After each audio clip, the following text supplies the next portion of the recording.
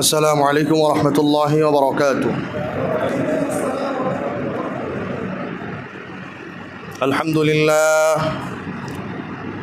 لله نحمده ونستعينه ونستغفره ونعوذ بالله من شرور أنفسنا ومن سيئات أعمالنا. من يهده الله فلا مضل له ومن يضلله فلا هادي له. وأشهد أن لا إله إلا الله وحده لا شريك له. وأشهد أن سيدنا ومولانا محمدا عبده ورسوله. أما بعد فقد قال الله سبحانه وتعالى في كلامه المجيد والفرقانه الحميد. أعوذ بالله من الشيطان الرجيم. بسم الله الرحمن الرحيم.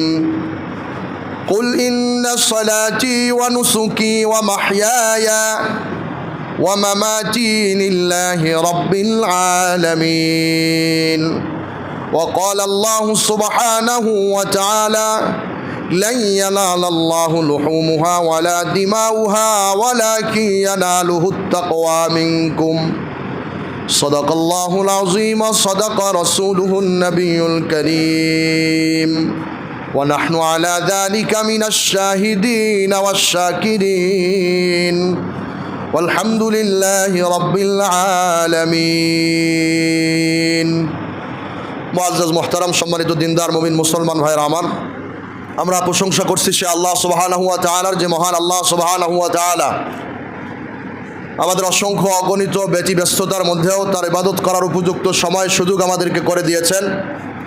অসংখ্য অগণিত মানুষের মধ্য থেকে যে আল্লাহ রব্বুল আলামিন আমাদেরকে সালাতের পূর্বেই মসজিদে এসে বসার তৌফিক দিয়েছেন, এই জন্য সকলেই সে আল্লাহ সুবহানাহু ওয়া তাআলার দরবারে সমস্বরে সুউচ্চ কণ্ঠে শুকরিয়া আদায় করি। সকলে জবান খুলে বলি আলহামদুলিল্লাহ।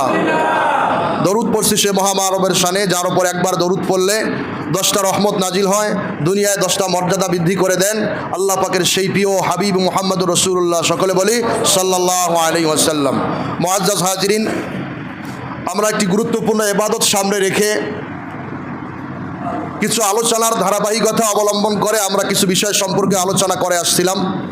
মুআজ্জাজ হাজিরিন, আমরা সে আলোচনার ধারাবাহিকতার আলোকে গত জুমায় কোরবানির কিছু মাসআলা সম্পর্কে আমরা অবগত হয়েছি।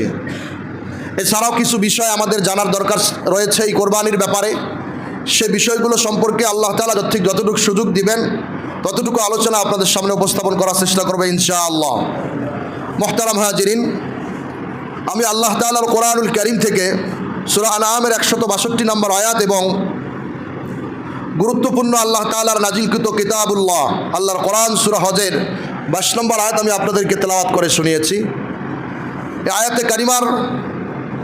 আয়াতে কারিমা দুইটিকে সামনে রেখে আল্লাহ তাআলা সুযোগ দিলে আমরা মাসালাগত কিছু ব্যাপার বের করে বিস্তারিত কিছু ব্যাপার আমরা জানার চেষ্টা করবো ইনশাআল্লাহ। মুহতারাম হাজিরিন, আমরা গুরুত্বপূর্ণ একটি ইবাদত সামনে রেখেছি, সেই ইবাদতটার নাম হচ্ছে কোরবানি। সেই ইবাদতের নাম কি ভাই? কোরবানি। আর কোরবানির শব্দের অর্থটা কি খেয়াল আছে নাকি আপনাদের? ত্যাগ করা। কোরবানির শব্দের অর্থ কি করা? ত্যাগ করা। কোরবানির শব্দের অর্থ হচ্ছে আল্লাহ তাআলা নৈকট্য লাভ অর্জনের সর্বাত্মক প্রচেষ্টাকে অব্যাহত রাখা। তাহলে এই কোরবানির মাধ্যমে আমরা কাজ সন্তুষ্টি অর্জন করি আল্লাহ তাআলার। এই জন্য কোরবানির গুরুত্ব এবং উদ্দেশ্যের ব্যাপারে কয়েকটি কথা বলে আমরা মাসআলার দিকে চলে যাব। মুহতারাম হাজিরিন, কোরবানির গুরুত্ব ব্যাপারে বর্ণিত রয়েছে হাদিস শরীফে। আল্লাহর পয়গম্বর আলাইহিস সালাতু ওয়াস সালাম স্পষ্ট করে নির্দেশনা দিয়েছেন কাদের উপর কোরবানি ওয়াজিব হবে, এই ব্যাপারটা আমরা আলোচনা করেছিলাম। অথবা আমাদের ইতিপূর্বে এই বিষয় সম্পর্কে আমরা জেনেছি, যার ফলে আমাদের যাদের ওপর কোরবানি ওয়াজিব হয়েছে বা সামনে হবে, আমরা তারা কোরবানি নিয়ত করে ইতিমধ্যে আমরা পশু ক্রয় করেছি অথবা ক্রয় করার প্রস্তুতি গ্রহণ করেছি, ঠিক কিনা বলেন? এই জন্য আমরা প্রথমে খেয়াল করতে হবে কোরবানির গুরুত্বটার ব্যাপারে আল্লাহর পয়গম্বর হাদিস শরীফের মধ্যে স্পষ্ট করে একটি নির্দেশনা দিয়েছেন। আল্লাহর পয়গম্বর আলাইহিস সালাতু ওয়াস সালাম যাদের ওপর কোরবানি ওয়াজিব হবে কিন্তু কোরবানি দিবে না এমন ব্যক্তির সম্পর্কে স্পষ্ট একটা বর্ণনা দিয়েছে ইবনে মাজাহ শরীফের 2 নম্বর খণ্ডের 3123 নম্বর হাদিসের মধ্যে আল্লাহর পয়গম্বর আলাইহিস সালাতু ওয়াস সালাম বলেন, মান কানা লাহু সাআতাউ মান কানা লাহু সাআতাম ওয়ালা ইউযহি, যাকে আল্লাহ কোরবানি দেওয়ার উপযুক্ত করে পৃথিবীর বুকে বিচরণ করার শক্তি সামর্থ্য দিয়েছেন, যাকে আল্লাহ রাব্বুল আলামিন কোরবানি করার মতো শক্তি দিয়েছেন, কিন্তু ফতোয়ার মারপেসের মধ্যে বিভিন্ন মানুষ বিভিন্ন ফতোয়া দিয়ে, বিভিন্ন মাসআলা দিয়ে, বিভিন্ন কায়দা করে যাদের ওপর কোরবানি ওয়াজিব হয়েছে কিন্তু কোরবানি দেয় না। আছে না এরকম লোক? কোরবানি ওয়াজিব হয়েছে কিন্তু কি দেয় না? কোরবানি দেয় না। আল্লাহর পয়গম্বর হাদিস শরীফের মধ্যে এই জন্য জানিয়ে দিয়েছেন, যার ওপর কোরবানি ওয়াজিব হয়েছে কিন্তু কোরবানি দেয় নাই, তার ব্যাপারে আল্লাহর পয়গম্বর হাদিস শরীফের মধ্যে বলে ওয়ালা ইউযহি ফালা ইয়াকরাবুন্না মুসাল্লানা, সে যেন আমার ঈদগাহে নামাজ পড়ার জন্য না আসে। যার ওপর ওয়াজিব হয়েছে কিন্তু কি দেয় নাই? কোরবানি দেয় নাই, সে যেন আমার ঈদগাহে নামাজ পড়তে না আসে। তার এই কথাটা শক্ত এবং জোর আছে না নাই? এই জন্য যারা বিভিন্ন কায়দা কৌশল করে, কিন্তু না, মানুষ একটু ব্যতিক্রমে আছে, নামাজ না পড়লেও সমস্যা নাই, পড়ে না, কিন্তু কোরবানিটা সে ঋণ করে হলেও করবে, এরকম লোক আছে না নাই? অথচ আল্লাহ কোরআনুল কারীমের মধ্যে 30 নম্বর পারার সূরা কাউসারের মধ্যে বলেছেন ইন্না আ'তাইনাকাল কাউসার, ওগো রাসূল নিশ্চয় আমি আপনাকে কি দিয়েছি? কাউসার দিয়েছি। ফাসল্লি, ওগো পয়গম্বর আপনি জেনে রাখেন, ফাসল্লি আপনি সালাত আদায় করেন। আগে কিসের কথা বলছেন? সালাত। ইয়া রিসুন ইবাদা, এটা হচ্ছে ইবাদতের মাথা যার নাই তার অন্য অঙ্গ প্রত্যঙ্গের কোনো মূল্য আছে ভাই? নাই। এই জন্য নামাজ বা সালাত হচ্ছে ইবাদতের মাথা। হিয়া রিসুন ইবাদা, তার নামাজ নাই যার, তার ইসলামে কোনো অংশ নাই। যার চাকরি নাই তার কি ওভারটাইম আছে ভাই? যার চাকরি নাই তার ওভারটাইম আছে? আর যদি চাকরি থাকে তার ওভারটাইম আছে না নাই? এগুলো হচ্ছে ওভারটাইম, কিন্তু আপনাকে নামাজ পড়তেই হবে। এই জন্য যারা এরকম রয়েছে ইতিপূর্বে সালাত বা নামাজ আমরা আদায় করি নাই, খেয়াল করবো, ফাসল্লি, ওগো পয়গম্বর আপনি সালাত আদায় করুন, রব্বিকা ওয়ানহার, আপনার প্রতিপালকের উদ্দেশ্যে সালাত আদায় করুন, এবং তারপরে কিসের করা বলেছে? অথবা এবং কি করুন? কোরবানি করুন। এই যখন সালাত এমন একটি ইবাদত, আপনাকে এটা করতেই হবে, আপনি এটা করতে বাধ্য। এটা ছাড়া বিকল্প কোনো রাস্তা নাই। কিছু মানুষ এরকম বলা বলি করবে, দেখবেন যারা বলতেছিল যে আমার তো সে নামাজ কিন্তু পড়ে না, কিন্তু সে বলতেছিল যে টাকা পয়সার তো এবার খুব সমস্যা, একটু ঋণ করে হলেও কোরবানিটা কি করব? দেবো। কারণ কোরবানির মজা আছে না নাই? কোরবানির মজা আছে না নাই? কোরবানির খাওয়ার মজাটা বোঝে, কিন্তু সেজদা দিলে অন্তরের মধ্যে যে প্রশান্তিটা আসে এটা সে বোঝে নাই, এই মজা বোঝে নাই, যার ফলে কোরবানির মজাটাকে গুরুত্ব দেয়, নামাজ পড়ার গুরুত্ব দেয় না। এমন লোক আছে না নাই? এই জন্য খেয়াল করতে হবে, ফাসল্লি লিরাব্বিকা ওয়ানহার, ওগো পয়গম্বর আপনি সালাত আদায় করুন, এরপরে আপনি কি করুন? কোরবানি করুন। এই জন্য খেয়াল করতে হবে, যার উপর কোরবানি ওয়াজিব হয়েছে কোরবানি দিতে সে বাধ্য, অবশ্যই কোরবানি দিতে হবে। মুহতারাম হাজিরিন, এই জন্য কোরবানির গুরুত্ব অনেক। এখন প্রশ্ন হচ্ছে, কোরবানির উদ্দেশ্যটা কি? কোরবানির একটা উদ্দেশ্য আছে না নাই? আপনারা বা আমরা যারা এখানে নামাজ পড়তে আসছি, একটা উদ্দেশ্য আছে না? কার সন্তুষ্টি অর্জন করা? আল্লাহ তাআলার সন্তুষ্টি অর্জন করা। তো কোরবানি করারও একটা নির্ধারিত উদ্দেশ্য আছে কি নাই? এই নির্ধারিত উদ্দেশ্য রয়েছে। এই কোরবানি করার উদ্দেশ্যটা হচ্ছে নিজের অন্তরের 3টা উদ্দেশ্যের কথা বলেছিলাম আপনাদেরকে।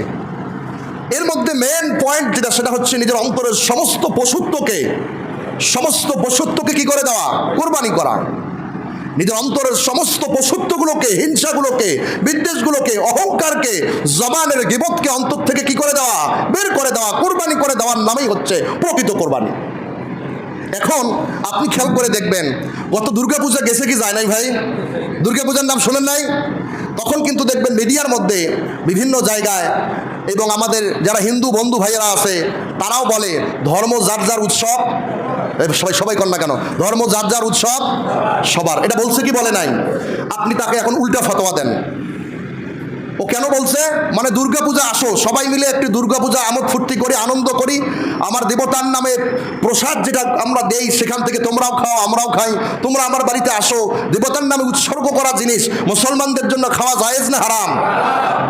কোনো দেবতার নামে কোনো জিনিসকে উৎসর্গ করেছেন, এখন সেই জিনিসটা খাওয়া আপনার জন্য জায়েজ হবে? হারাম হবে। কিন্তু তখন আপনাকে বুঝ দেওয়ার জন্য আমাদের বড় বড় নেতাদের মুখ থেকেও এই কথা বের হয় কি হয় না? মিডিয়ার মাধ্যমে বলে ধর্ম যাত্রার উৎসব সবার। এখন আপনি তাকে বলেন, ভাই তোমার ওই স্লোগান তো মেনে আমি তোমার দুর্গা পূজায় গিয়েছিলাম, তোমার ওই স্লোগান মেনে আমি তোমার সরস্বতী পূজায় তোমার বাড়িতে খাইছি, তোমার নির্দেশনা মেনে তোমার অন্য অন্য পূজার ধর্ম অবলম্বনে সে সকল কার্যক্রমে আমি শরীক থেকেছি, আমি অর্থ দিয়েছি, আমি সে সকল পূজা পার্বণে তোমার বন্ধু হিসেবে তোমার সাথে গিয়েছি। ভাই তোমারও দাওয়াত রইল, গরু কোরবানি দিব, তুমি তোমার স্ত্রী সহ বাড়িতে খাওয়া দাওয়া। বলতে পারবেন কি পারবেন না? বন্ধুদেরকে বলবেন, হিন্দু বন্ধুদেরকে, আপনার ফতোয়া দিচ্ছে না, বন্ধু আসো দুর্গা পূজায় আসো, একটু খাও, প্রসাদ গ্রহণ করো, একটু সুন্দর করে জীবনযাপন করো, বন্ধু আনন্দ উৎসব করো, হোলি খেলাও। কয় কি কয় না? বন্ধুর সাথে এইরকম আপনি সুন্দর জীবনযাপন করতে পারেন, সেই বন্ধুকে এখন বলবেন যে ভাই তোমার দাওয়াত থাকলো, তোমার মা বাবা সহ সবাই সহ আমরা গরু কোরবানি দেবো, আসো, তুমি ঈদের দিন আমার বাড়িতে এক টুকরা খাইয়া দাওয়া। কেউ কে আসবে? আরে ভাই কথা বলে না, আসবে? তাহলে আপনি যান কোন লজ্জা? আপনার তো লজ্জা থাকার দরকার। ওই গরু যেমন ওদের জন্য খাওয়া ওদের ধর্ম অনুযায়ী হারাম, আমাদের মুসলমানদের জন্য হিন্দুদের যে কোনো ধর্মীয় উৎসবে সহযোগিতা করা হারাম না জায়েজ। কিন্তু সেখানে তো আপনি গেছেন, কিন্তু আপনার বন্ধুকে গরু খাওয়াইতে পারলেন না, করলেনটা কি আপনি? আমি বলতেছি না জোর করে আপনার বন্ধুকে গরু খাওয়ান, আমি কি এইটা বুঝাইতে যাচ্ছি? এইটা নয়, কারণ আপনাকে ফতোয়া দিয়ে ও ধর্মের উৎসব পালন করলো, আপনি ঈদের নামাজ পড়তে যাবেন, কোনো বন্ধুকে হিন্দু খ্রিস্টান বৌদ্ধের ধর্মের লোককে ঈদের নামাজ পড়ার জন্য আপনার সাথে জায়নামাজ নিয়ে আসছে, একটাও পাবেন? কিন্তু আপনার সন্তান বা আপনি কোন লজ্জায় ওদের দুর্গা পূজায় আপনি গিয়ে ওদের পূজা পার্বণে আপনি জিনিস কিনে ওদের অর্থনৈতিক স্বাবলম্বী করার ক্ষেত্রে আপনি সহযোগিতা করলেন? আপনার মুসলমানিত্ব নিয়ে প্রশ্ন আসে।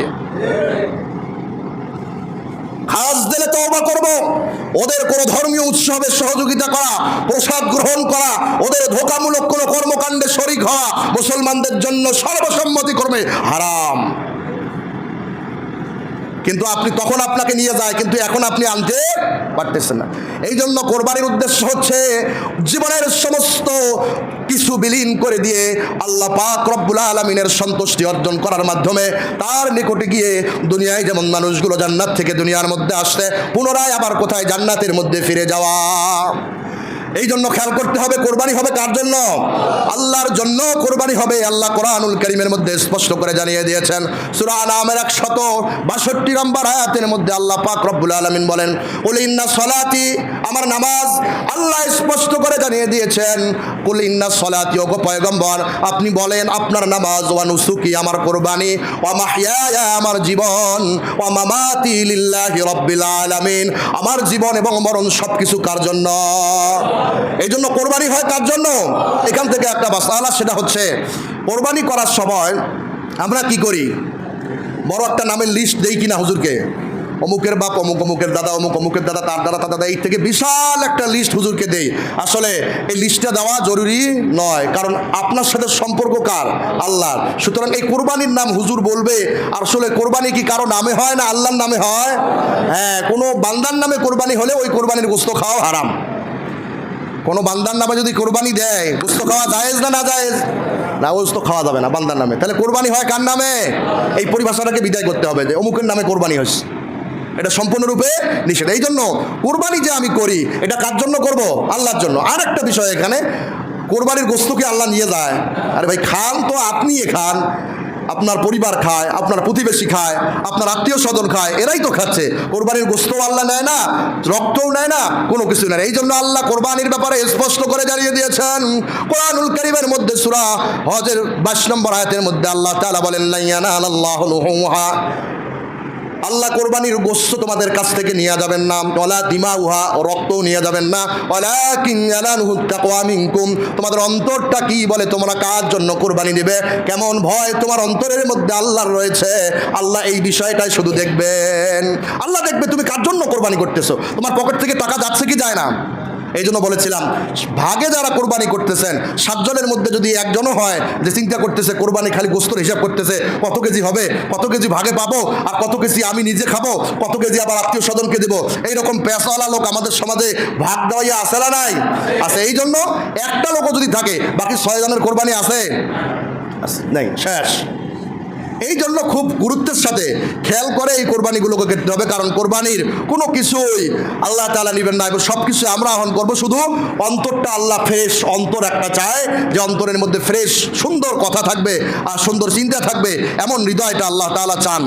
এরপরে যে বিষয়টা আমরা জানবো সেটা হচ্ছে, আমরা অনেকেই চিন্তা করি যে কোরবানির দিন কোরবানি আমরা করব, এই কোরবানি করার ক্ষেত্রে আমাদের অনেকেই কি করি, চিন্তা করি যে 7 জনে গরুতে দিতে হবে, 6 জনে হবে কিনা, আছে না এরকম, 5 জনে হবে কিনা, 4 জনে হবে কিনা, যে কোনো সংখ্যায় হতে পারে, একাই দিতে পারেন আপনি, অথবা 7 জনেও পারেন, 6 জনেও পারেন, 3 জনেও পারেন, আপনার সামর্থ্যের ওপর নির্ভর করে আপনি কোরবানি করবেন, এতে কোনো সমস্যা নেই, আপনি কোরবানি করতে পারেন, এতে কোনো অসুবিধা নাই আপনার। কিন্তু আপনাকে বিষয়টা খেয়াল করতে হবে যে কোরবানির যতগুলো মাসালা, আপনি কেউ যদি একাই কোরবানি একার পক্ষ থেকে দেন, আছে না এরকম, একাই একটা গরু দিচ্ছে, এরকম যদি কেউ থাকে, তাহলে সেখানে আপনার আরও মোট একটা গরু অথবা একটা মহিষের মধ্যে কয় ভাগ দেওয়া যায় ভাই? 7 ভাগ। তো 7 ভাগের মধ্যে আপনি যদি পারেন, তাহলে আপনি আল্লাহ রাসূলের পক্ষ থেকে একটা কোরবানি দিলে সব থেকে বড় আমল বলে গণ্য হবে। সুবহানাল্লাহ বলেন।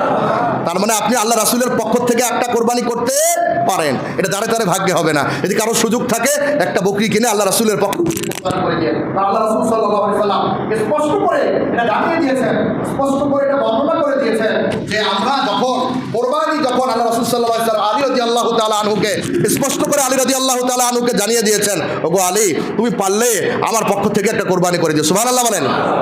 এই জন্য কেউ যদি পারি, আপনি ধরেন 7টা অংশ সেখানে থাকবে, 7 জনের পক্ষ থেকে আপনি একটা গরু একাই কিনছেন, আপনি চাইলে সেখানে আল্লাহ রাসূল সাল্লাল্লাহু আলাইহি সাল্লামের পক্ষ থেকে একটা কোরবানি করতে পারেন। কথাটা বুঝাইতে পারছি? এখন মা বাবা স্বাবলম্বী নয়, আছে না কারো এরকম, ছেলে স্বাবলম্বী, চাকরি করে, তার অর্থ সম্পদ আছে, কিন্তু বাবা মার ওই রকম সম্পদ নাই, এরকম আমাদের সমাজে আছে না নাই? এখন ওই ছেলে চিন্তা করে যে কোরবানিটা আমার মা বাবা জীবিত রয়েছে, একটা খাসি কিনছে, তখন চিন্তা করতেছে আমার মা বাবা জীবিত আছে, তাহলে আমার মা বাবার পক্ষ থেকেই কোরবানিটা হোক। আসলে কি মা বাবার ওপর কোরবানি ওয়াজিব হয়েছে? হয় না। কোরবানি আপনার ওপর ওয়াজিব হয়েছে, আপনার পক্ষ থেকেই হবে। আপনি চাইলে সব যদি কামাই করতে চান, মা বাবাকে যদি নেক কামাই করার সুযোগ করে দিতে চান, তাহলে আর একটা অংশ তার তাদের পক্ষ থেকে আপনি দিতে পারবেন, এতে কোনো অসুবিধা নেই। এইটা বিষয় খেয়াল করবো। আর একটা হচ্ছে, কোরবানির সাথে অনেকে জিজ্ঞাসা করে আকিকাটা করা যাবে কিনা, প্রশ্ন আসে না? আমাদের কিছু ভাইয়েরা এই বিষয়টা সম্পর্কে অতি বাড়াবাড়ি করে যে না, কোরবানির সাথে কি করা যাবে না, আকিকা করা যাবে না। আসলে আকিকার সুন্নতটা হচ্ছে 5টা জন্মের 7ম দিনে আকিকাটা করে দেওয়া, এটা হচ্ছে সুন্নত তরিকা। এরপরেও যদি আপনি করতে দেখ তখন পারে নাই, এরকম অনেকে আছে, আপনি পরবর্তী সময়ে করতে পারবেন। কোরবানির সাথে যদি একান্ত কারো আকিকার এরকম অংশ চিন্তা করে থাকেন, তাহলে সেটা করলে করতে পারে, এতে শরীয়তের কোনো বিধিনিষেধ নাই। এখন যার কোরবানি ওয়াজিব নয়, তাহলে তার পক্ষ থেকে জবাই করার কোনো জরুরত নাই।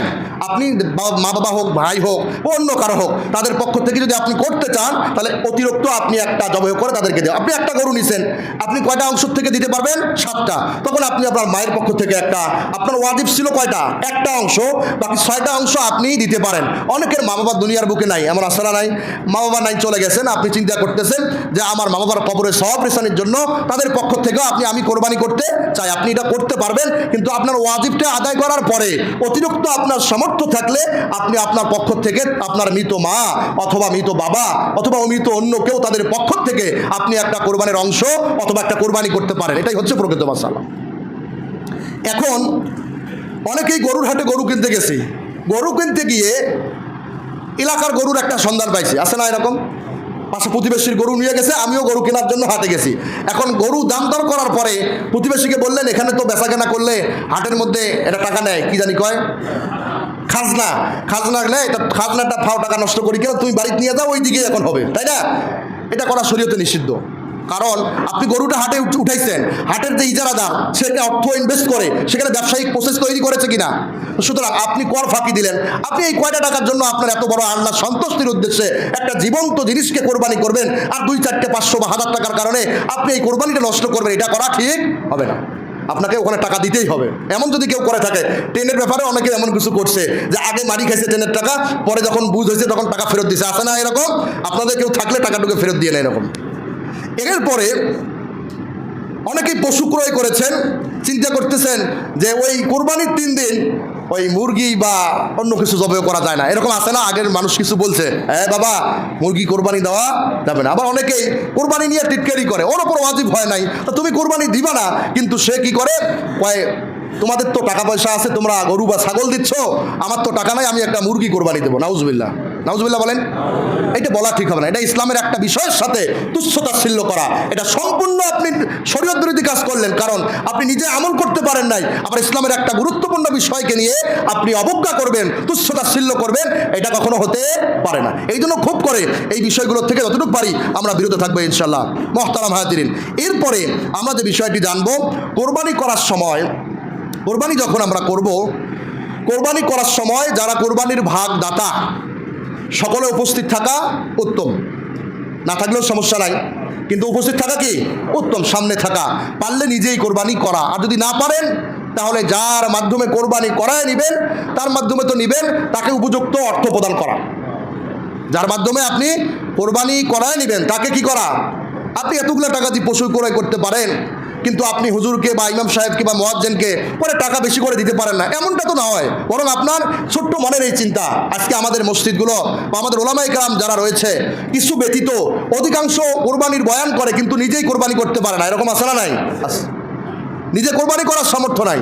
আর এই জাতি তো শুধু চায় মৌলবি কেন ভালো চলবে, সে একটা ভাঙ্গা সাইকেলের ওপর চড়বে, সে সিরা পাঞ্জাবি গায়ে দিয়ে এই চামড়ার টাকার জন্য আসবে, ফেতরার টাকার জন্য আসবে, বিভিন্ন জিনিস চাওয়ার জন্য আসবে। আমরা যারা আছি আমাদের এই ছোট্ট মন মানসিকতায় অধিকাংশ ক্ষেত্রে এইটাই প্রকাশ পায়। এই জন্য কোরবানির সময় যখন কোরবানি করব, অনেকেই চিন্তা করতেছেন যে আমি নামাজ পড়তে যাব, তো নামাজ পড়ে এসে তো খিদা লাগবে, তো কোরবানিটা করে খাই, আগে নামাজে যাই, এরকম চিন্তা যদি কেউ করে তাহলে সেই কোরবানি আদায় হবে না। আপনাকে নামাজ পড়া আসার পরে কি করতে হবে, কোরবানি করতে হবে। এখন এই বিষয়টা অবশ্যই আমরা খেয়াল করেই কোরবানি করবো ইনশাআল্লাহ। এখন এই কোরবানি করার ক্ষেত্রে আমরা যে বিষয়টা গুরুত্বের সাথে প্রতিনিয়ত আমরা দেখি, যে বিষয়টা হচ্ছে যে কোরবানির গোশতের ব্যাপারে অধিকাংশ ক্ষেত্রে আমাদের কিছু বিষয় আসে, যে কোরবানির গোশতটা আমরা কয়টা ভাগ করব, এরকম বিষয় আসে না? এটা অধিকাংশ মানুষ জানে, এই বিষয়টা আমলও করে। কোরবানির গোশতের ব্যাপারে যেটা বর্ণিত রয়েছে, আপনি কোরবানির গোশতটা আল্লাহ তাআলা এটা আপনাকে তিনটে ভাগ করতে হবে, এটা ওয়াজিব করেন নাই, অত্যাবশ্যক করেন নাই, কিন্তু আপনাকে উৎসাহিত করেছেন তুমি তিনটে ভাগে বন্টন করো, ভাগ করো, এই ব্যাপারে উৎসাহিত করেছেন। আপনার যদি প্রয়োজন হয়, পরিবারের সদস্য সংখ্যা যদি ওই পরিমাণে থাকে যে পুরা গোশতটা আপনাকে লাগতেছে, তখন আপনি কি করতে পারেন, পুরা গোশতটা আপনি রাখতে পারবেন। কিন্তু ভাই, গরিব মানুষ অনেক রয়েছে যে গোশতের দাম, অনেক গরিব মানুষ কোরবানি করতেই পারে না, গরু গোশত খাইতে পারে না। আপনি যেহেতু আল্লাহর জন্য করতেছেন, সুতরাং পুরাটা রাখার কি দরকার, গরিবদেরকে দেওয়ার দরকার আছে না নাই? আজকে এই জন্য একটু গরিবদেরকেও দিয়ে দিবেন। এই তো আল্লাহর জন্য যদি কোরবানি করেন, এত ফতোয়া খাবার কি দরকার আছে যে পুরাটা আমি খাবো? আল্লাহ তাআলা এই ব্যাপারে কোরআনুল কারীমে স্পষ্ট একটা নির্দেশনা দিয়েছেন, যে এই কোরবানির ব্যাপারে সূরা হজের স্পষ্ট আল্লাহ তাআলা একটা বিষয় জানিয়ে দিয়েছেন, এটাকে উৎসাহিত করেছেন আমাদের জন্য, যে ফাযকুরুল্লাহ আলা সাফা, যখন কোরবানিকে আল্লাহর নামে জবহ করা হয়, তখন কোরবানিটা কি করে, শুয়ে পড়ে কিনা, কোরবানির জন্তুটা মাটির মধ্যে শুয়ে, ফাইদা ওয়াজাবাত জুনুবুহা, যখন কোরবানির জানোয়ারটা মাটির মধ্যে শুয়ে পড়ে, এরপরে বলে যে ফাকুলু মিনহা আতঈমুল কানিয়া ওয়াল মু'তাররা, যে কোরবানির গোশত ওয়া আতঈমু, তোমরা কি করো, নিজে খাও। এরপরে কি, ওয়াল কানিয়া ওয়াল মু'তাররা, যারা তোমাদের কাছে চায় তাদেরকেও দাও, আর যারা চায় না, নিজের প্রেস্টিজ আছে, এরকম লোক আছে না, গরিব কোরবানি করতে পারে না, আবার মানুষের কাছে চাইতেও পারে না। আপনি যদি এই লোকগুলোকে বেছে বেছে এদেরকে কোরবানির গোশত দিয়ে আসেন, ওই যারা চায় তাদেরকে দিলে যেই সওয়াব পাবেন তার থেকে বেশি সওয়াব পাবেন। যারা চাইতে পারে না, তাকে হয়তো বিত্তশালী ছিল, পরে সম্পদ নষ্ট হয়ে গিয়েছে, এমন জায়গায় যদি আপনি আপনার গোশতটা পৌঁছায় দিতে পারেন, আল্লাহ তাআলা আপনার আমলনামায় দ্বিগুণ সওয়াব দিয়ে দেবেন। সুবহান। এই জন্য এদেরকে খুঁজে খুঁজে নেওয়া। আর যারা আছে বিশেষ করে জানসুলাকারী যারা আমাদের কাছে চায়, এরা কিন্তু দেখবেন এই দিকে কম হয়। ঢাকায় আবার এইরকম কোরবানির গোশতর হাট বসে আবার আছে না, সারাদিন কোরবানির গোশত তোলে, আবার হাটে নিয়ে যা বিক্রি করে। দেখছেন বাটপার কাহাকে বলে ভাই, আছে না এরকম? এই জন্য খুব যারা চাইতে পারে না, তিনটা ভাগ খাবে, যারা চায় তাদেরকে দিবে, যারা চায় না তাদেরকেও কি করবে, দিবে, এদেরকে বন্টন করে দেবে। তিনটা বন্টনের কথা বলা রয়েছে, এটা স্পষ্ট করে ফাথুল বারী 11 নম্বর খণ্ড 29 নম্বর পৃষ্ঠায় স্পষ্ট করে এই বিষয়টা বর্ণনা রয়েছে। এরপরে কোরবানির যন্ত্র জবহ করার পরে আমরা কসাইদের কাছ থেকে তাদেরকে এই গরুটা বানায় দেওয়ার জন্য চুক্তি দেয় কিনা, কসাইদেরকে চুক্তি দেয় নির্ধারিত একটা অর্থের বিনিময়ে পশুটাকে বানায় দিবে। কিন্তু কসাই কি করে, তার তো আরও 2-4টা গরু বানাইতে হবে, এই চিন্তা করে কিনা? তখন কি করে, ওই যে গরু জবাই করা শেষ, এখন কি করবে, ওই যে গরুর যে পায়ের, এটা কি কয়, রগ, এই রগগুলো কাটা শুরু করে, মানে তাড়াতাড়ি জীবন যাওয়ার জন্য। সম্পূর্ণরূপে হারাম। কারণ যখনে গরুর আরেকটা কি করে, ওই দেখবেন কিছু দেওয়ানি টাইপের লোক থাকে, হুজুর জব করে দিছে, এরপরে কি করছে, ওই আরেকটা ছুরি নিয়ে আবার এই জায়গাটার মধ্যে খোসা মারে, আছে না এরকম? এটা নিষেধ। কারণ হলো, আপনি খেয়াল করবেন, বিজ্ঞান এই বিষয়টা বলে, তো যখন জবাই করার পরে পশুটা শুয়ে পড়লো, পশুটা হাত, এই পুরা পাগুলো নাড়াচাড়া করে কিনা, এই নাড়াচাড়া করার দ্বারায় তার শরীরের যে রক্তগুলো রয়েছে, এই রক্তগুলো কি হয়ে যায়, বের হয়ে যায়। আপনার শরীর থেকে যখন রক্ত নেয় তখন হাতের মধ্যে চাপার জন্য একটা জিনিস দেয় কি দেয় না? এটার দ্বারা কি উদ্দেশ্য? রক্তের স্পিডটা বাড়ানোর উদ্দেশ্য, যত দ্রুত রক্তটা কি হয়ে যায়, বের হয়ে যায়। তা পশুরকে আপনি যখন জবাই করলেন, মাটির মধ্যে শুয়ে পড়লো, এখন ওর পাগুলো নাড়ানোর দ্বারা উদ্দেশ্য আল্লাহ তাআলার কুদরত হচ্ছে, তার শরীর থেকে যে রক্তগুলো আছে, এই রক্তগুলো কি হয়ে যাবে, বের হয়ে যাবে। যে রক্তগুলো আপনার জন্য দূষিত, এগুলো খেলে আপনি অসুস্থ হবেন। আল্লাহ তো আপনার অবস্থা বোঝে, এই জন্য তো আপনাকে এই বিষয়টা স্পষ্ট করে দিয়েছে। এখন যখনই আপনি এখানে একটা খোসা মারলেন, তখন মানুষের স্পাইনাল কর্ড আছে না নাই, মেরুরজ্জু যেটাকে বলা হয়, একদম মাথার থেকে শুরু করে এই পুরো পিঠের যে একটা কাটা রয়েছে, স্পাইনাল কর্ড বলে এটাকে, যখন এই পশুর এই জায়গাটার মধ্যে আঘাত করা হয়, তখন স্পাইনাল কর্ড মাথার থেকে বিচ্ছিন্ন হয়ে যায়। আর যখন স্পাইনাল কর্ডের শক্তি মাথার থেকে আলাদা হয়ে যায়, তখন ওই পশুটা আর কি করতে পারে না, রক্ত সঞ্চার করতে পারে না, তার স্নায়ুতন্ত্রের মধ্যে এক জাতীয় স্ট্রোকের সৃষ্টি হয়। এই স্ট্রোক থেকেই পশুরা তখন মৃত্যুবরণ করে, জবাই করা হয় না। আর মৃত জন্তুর গোশত খাওয়া জায়েজ না জায়েজ? এখন আপনি ফতোয়া দিচ্ছেন, চিন্তা আপনাকে করতে হবে, গুতাগুতি করা যাবে। এরপরে আপনি কি করবেন, ওই পশুটার রক ওই রকম করে কাটা যাবে না, স্পষ্ট করে, সময় নাই ওই রকম করে বলার। এরপরে যাদের দ্বারা আপনি গোশত বানায় নিচ্ছেন, গরুটা বানায় নিচ্ছেন, এখন এদেরকে আপনি ওই গোশত থেকে এদের পারিশ্রমিক হিসাবে এক টুকরা গোশত দিতে পারবেন না, একটা পা দিতে পারবেন না, সম্পূর্ণরূপে নিষেধ। তাদের যেটা উপযুক্ত মজুরি দেওয়ার পরে যদি আপনার দয়া হয় যে একটু গোশত আমি তাদেরকে দিতে পারেন, কিন্তু আপনি টাকা দিলেন 100, মজুরি হওয়ার কথা 200, আর কিছু গোশত দিয়া বুঝ দেওয়া দিলেন, এটা হতে পারে না, এটা করা যাবে না, এটা আল্লাহ ঠকা হবে। এই জন্য এই বিষয়টা অবশ্যই খেয়াল করব। আর কোরবানির গোশত আরেকটা আপনারা জানেন, আরাফাত দিন যদি কেউ রোজা রাখে, তাহলে পূর্বের 1 বছর আর সামনের 1 বছরের গুনাহ আল্লাহ তাআলা মাফ করে দেবেন, সুবহানাল্লাহ। এই জন্য আরাফাত দিন আমরা যারা পারি একটু সিয়ামটা পালন করব, আর ঈদের এই ইবাদতগুলোর ক্ষেত্রে, ঈদের রাত্রিগুলোতে ইবাদত করার ক্ষেত্রে আমরা গুরুত্ব দিব, এবং এগুলোর উপর আমল করে সুন্দর করে চলার চেষ্টা করব। আল্লাহ তাআলা আমাদের সবাইকে আমল করার তৌফিক দান করেন।